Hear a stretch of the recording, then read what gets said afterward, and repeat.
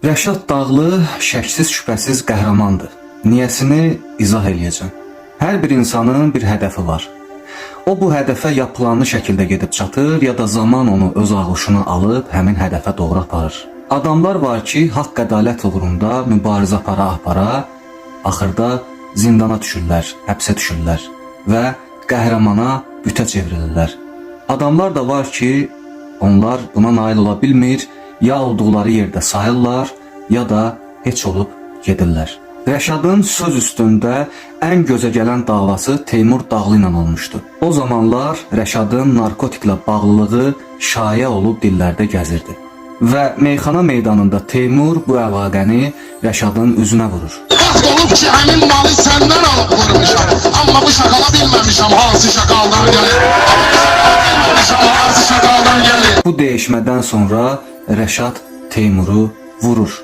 Bunları ona görə deyirəm ki, əgər Rəşad söyüş üstündə adam vurası olsaydı, indi Teymur yaşamırdı. Rəşadın öz adının üstündən narkotik sözünü təmizləmək istəyi son dövrlər dediyi meyxanalarda da bəlli idi. O narkotik edənlər o zibilin daşını atsın, hamı tövbə eyləsin, arzuya kama satsın. Bari qamal satanlar geçsin o evine salsın, atasına kulübə atlasın, anasına kulübə atlasın, atasına kulübə atlasın, anasına kulübə atlasın. O, narkotik satanlara, narkotik istifadəçilərinə qarşı meyxanalar deyirdi, sözlər deyirdi.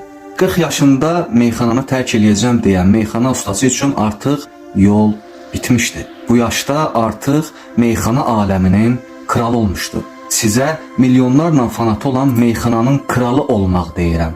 Zarafat gəlməsin. Və o, bəlkə də adının üstünə düşən ləkənin səbəbkarlarından birini qətlə yetirdi və öz missiyasına son qoydu. Qanun alidirsə, narkotik alverçiləri, pedofillər ömürlük azadlıqdan məhkum olunmalıdırlar. Çünki belə adamları türmə, qanun islah eləyə bilmir.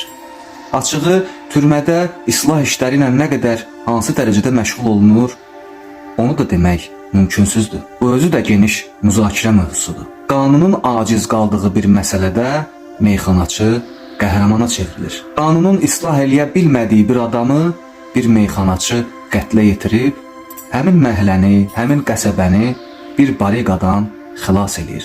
Bir sözlə, Rəşad Dağlı bu cəmiyyətin qəhrəmanıdır. Şuursuz və lax bir cəmiyyətin, sistemin aqibəti belə olur.